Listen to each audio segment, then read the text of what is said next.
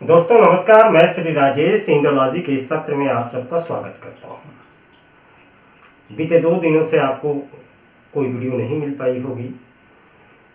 दरअसल बीते 2 दिनों से कॉमन कोल्ड और फीवर की वजह से मैं वीडियो नहीं बना पाया। आज भी थोड़ी सी अस्वस्थता ही है, लेकिन फिर भी इस 2 दिनों में रूस के कजान में आयोजित हुए ब्रिक्स शिखर सम्मेलन से बहुत सारी चीज़ें निकल के सामने आई। आज 22 और 23 को तो शिखर सम्मेलन था। आज ब्रिक्स प्लस देशों का जो नए सदस्य देश है उनकी बैठक थी और इसके साथ ही ब्रिक्स का समापन हो गया। लेकिन अब ब्रिक्स 2024 के बीतने के बाद जियोपॉलिटिक्स किस तरफ जा रही है, यह लगभग साफ होता हुआ दिखने लगा है। हालांकि ब्रिक्स के सदस्य देश चाहे भारतीय प्रधानमंत्री नरेंद्र मोदी जी हों या रूस के राष्ट्रपति व्लादिमीर पुतिन, इन सब ने कहा है कि ब्रिक्स एंटी वेस्ट नहीं बल्कि नॉन वेस्ट है। ये कहने की बातें हैं, लेकिन वस्तु स्थिति जो है वह बिल्कुल अलग है। अब ब्रिक्स के बाद यह साफ हो गया है कि दुनिया मल्टीपोलर वर्ल्ड की बात तो करती है, लेकिन यह एक तरह से 2 ध्रुवों में बटी हुई है। एक अमेरिका के नेतृत्व में पूरा पश्चिमी जगत और रूस, चीन और भारत के नेतृत्व में ग्लोबल साउथ का इलाका है, साउथ अफ्रीका वगैरह है। तो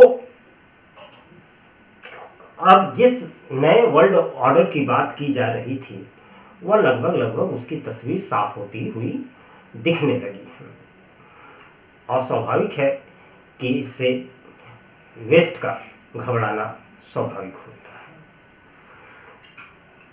आइए पहले समझते हैं कि ब्रिक्स क्या इसका एजेंडा था या ब्रिक्स का मूल उद्देश्य क्या है। उसके अनुसार हम समझेंगे कि पश्चिम के लिए यह कैसे एक चुनौती वाला संगठन बना हुआ है। वास्तव में ब्रिक्स देश डी-डॉलराइजेशन की मुहिम चला रहे हैं। घोषित भले न हो, व्लादिमीर पुतिन ने पहले भी कहा था कि इतना आसान नहीं है कि हम पूरी दुनिया डी-डॉलराइज हो जाए, लेकिन अमेरिकी डॉलर पर निर्भरता को कम करने और स्थानीय मुद्राओं में व्यापार को बढ़ावा देने की दिशा में यह ब्रिक्स काम कर रहा है। इसका उद्देश्य अमेरिकी वित्तीय प्रभुत्व जो है उसको कमजोर करना और अंतर्राष्ट्रीय मौद्रिक लेन देन जो है, करेंसी एक्सचेंज का जो है, उसमें विविधता लाना है। इन्हीं सब चीज़ों को देखने के लिए पहले 5 सदस्य थे, उसके बाद ब्रिक्स का एक्सपेंशन किया गया और ब्रिक्स प्लस हुआ। इसमें सऊदी अरब, यूएई, मिस्र, ईरान, इथोपिया जैसे देश शामिल हुए हैं और अब यह ब्रिक्स से ब्रिक्स प्लस के रूप में आ गया है।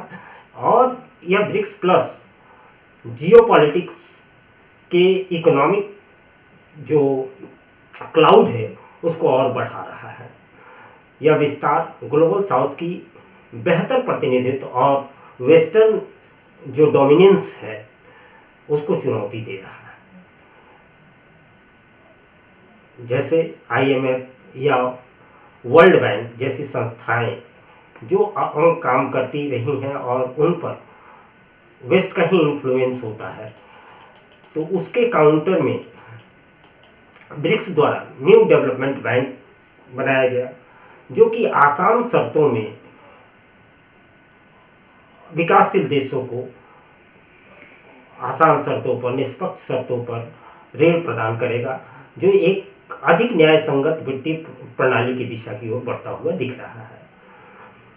हमने देखा है कि जिन देशों की आर्थिक स्थिति बदहाल हो जाती है, जब वे आर्थिक सहयोग के लिए, ऋण के लिए IMF या वर्ल्ड बैंक जैसी संस्थाओं के पास जाते हैं, तो फिर उसके बाद से उनकी जो घरेलू नीतियां हैं वह भी प्रभावित होती है, उनकी विदेश नीतियां भी प्रभावित होती है। एक तरह से उनके हित IMF और वर्ल्ड बैंक तय करना शुरू कर देता है।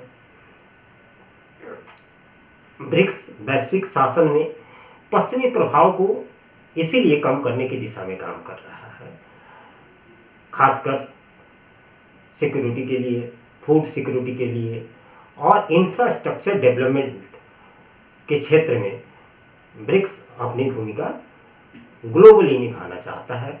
और जैसा कि अभी आपने देखा ही है कि जिस तरह ब्रिक्स में सदस्यता की लेने की होड़ लगी हुई थी, उससे लगता है कि ब्रिक्स आने वाले समय में एक ऐसा संगठन बनकर तैयार होगा जिसकी प्रेजेंस सबसे बड़ी होगी। उसके सामने G7 जैसे संगठन काफी छोटे नजर आने लगेंगे।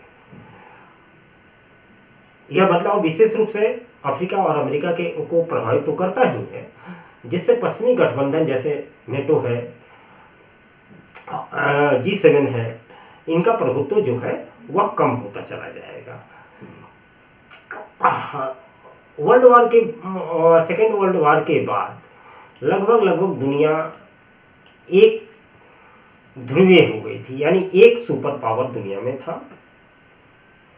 में हुआ। हालांकि एक नहीं दो थे, लेकिन USSR के बिखरने के बाद, उसके विघटन के बाद सुपर पावर के रूप में एक अमेरिका हुआ। लेकिन रूस और चीन ब्रिक्स के मुख्य सदस्य वैश्विक प्रणाली में अधिक संतुलन लाने के लिए एक बहुध्रुवीय व्यवस्था को बढ़ावा दे रहे हैं। इस मॉडल में भारत जैसे देशों की महत्वपूर्ण भूमिका है, जो वर्तमान में हालांकि अमेरिका केंद्रित मॉडल से बिल्कुल अलग है, लेकिन इसके जो संबंध है वो पश्चिम से भी बहुत बेहतर है। लेकिन एक ही साथ में वह ब्रिक्स में भी है। यह भारत की गुटनिरपेक्ष नीति और सफल विदेश नीति का परिणाम माना जाता है कि भारत एक ही समय में ACO का भी सदस्य होता है और क्वाड का भी होता है। यह दोनों गुटों को संतुलित करने में, दोनों गुटों को के साथ संतुलन साधने में भारत की विदेश नीति की सफलता मानी जाती है। ब्रिक्स 2024 सम्मेलन वैश्विक शासन को पुनः आकार देने की दिशा में तेजी से कदम बढ़ा रहा है, जिसमें वित्तीय और जियोपॉलिटिक्स में महत्वपूर्ण भूमिका निभा रहा है। लेकिन यह अपनी लकीर तो बड़ा कर ही रहा है, लेकिन इसकी लकीर बड़ी होने से पश्चिम को ये खतरा पैदा हो गया है कि उसकी लकीर कहीं छोटी न हो जाए। ब्रिक्स ने अपने खुद के विकास बैंक, जो जिसे कि न्यू डेवलपमेंट बैंक के रूप में जाना जाता है, कि उसकी स्थापना की है और विकासशील देशों को वित्तीय सहायता प्रदान करता है। यह पश्चिमी जो संस्थाएं हैं, वर्ल्ड बैंक और IMF, उनके विकल्प के रूप में उभरा है। दूसरी तरफ ब्रिक्स देश आपस में व्यापार को बढ़ावा देने और अमेरिकी डॉलर पर निर्भरता कम कर और आपसी लेन देन अपनी मुद्राओं में करने पर जोर देते हैं। और इधर हाल के दिनों में आपने देखा भी होगा, जैसे रूस पर अमेरिकी सैंक्शन लगने के बाद भारत के साथ जो रूस का व्यापार हुआ वो रुपए और रूबल में हुआ। इसी तरह चीन के साथ लोकल करेंसी में उन्होंने व्यवसाय की। रूस अभी जितनी भी भी व्यवसाय करता है वो लोकल करेंसी में करता है। इसी की तरह भारत भी आज की तारीख में लगभग 21 देशों के साथ अपनी लोकल करेंसी में ट्रेड करता है। तो इस तरह एक धीमी रफ्तार से ही सही, लेकिन डी डॉलराइजेशन की प्रक्रिया एक तरह से शुरू हो गई है। ब्रिक्स का उद्देश्य बहुध्रुवीय व्यवस्था को बढ़ावा देना और पश्चिमी देशों के प्रभुत्व को कम करना है। यह कोई माने या न माने, कोई कहे न कहे, लेकिन इसका उद्देश्य यही है। क्यों कि दुनिया ने देख लिया है कि अमेरिका डॉलर को एक तरफ से हथियार के रूप में इस्तेमाल करता है, डॉलर का वेपनाइजेशन किया है। इसे हम रूस के संदर्भ में देख सकते हैं। ब्रिक्स सदस्य देशों ने शिक्षा, विज्ञान और प्रौद्योगिकी के क्षेत्र में भी उनको भी बढ़ावा दिया है और विकासशील देशों को की आवाज को सशक्त बनाने में अपनी महत्वपूर्ण भूमिका निभाई है। एक तरह से जो पूरा है मामला जो है उसमें भारत की भूमिका बड़ी निर्णायक है। कारण ये है कि रूस और चीन का एक गुट बनता है। हालांकि रूस और चीन के बीच भी आपसी संबंध में ऐसा नहीं है कि सब कुछ अच्छा ही है, उसके साथ भी दिक्कतें हैं। जैसे भारत के साथ गलवान वाला मामला था LOC को लेकर, लेकिन यह दोनों देशों ने मिलकर इसे सुलझाने की कोशिश की और एक नतीजे पर पहुंचे। उसी तरह रूस और चीन के बीच भी सीमा विवाद है, लेकिन ये छोटे मुद्दे हैं। बड़े मुद्दों पर साझा हितों को ध्यान में रखते हुए चीन और रूस दोनों को ये सूट करता है कि वो आपस में मिल जाए, क्योंकि उनका एक कॉमन एनिमी अमेरिका है। लेकिन एक तरफ रसिया अभी मिलिट्री सुपर पावर है, चाइना वह इकोनॉमिक पावर है। लेकिन ऐसे में भारत की भूमिका बड़ी महत्वपूर्ण होती है कि भारत जिस तरफ अपना रुख करेगा उधर का पल्ला थोड़ा भारी हो जाएगा। जैसे चीन भी डेमोक्रेसी नहीं है, रसिया भी डेमोक्रेसी नहीं है, लेकिन अगर भारत यहाँ है अपनी पूरी सशक्तता के साथ है तो वह चीन को भी लेजिटिमाइज करता है और रसिया को भी। तो ऐसी स्थिति में भारत की भूमिका महत्वपूर्ण बन जाती है। तो इस तरह देखा जाए तो इन तीन नेताओं व्लादिमीर पुतिन, शी जिनपिंग और नरेंद्र मोदी के नेतृत्व में एक नया वर्ल्ड ऑर्डर आकार लेने लगा है। इस पूरे मामले पर आपके क्या विचार हैं?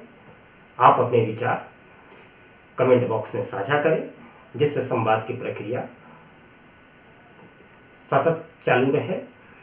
वीडियो पसंद आए तो लाइक करें, शेयर करें, और चूंकि चैनल नया है इसलिए पुनः वही आग्रह, चैनल को सब्सक्राइब करें। सब्सक्राइब बटन के साथ लगे बेल आइकन को जरूर दबाएं, ताकि जैसे ही कोई अगली वीडियो आए तो आपकी इसका नोटिफिकेशन आपको तुरंत मिल जाए। नमस्कार।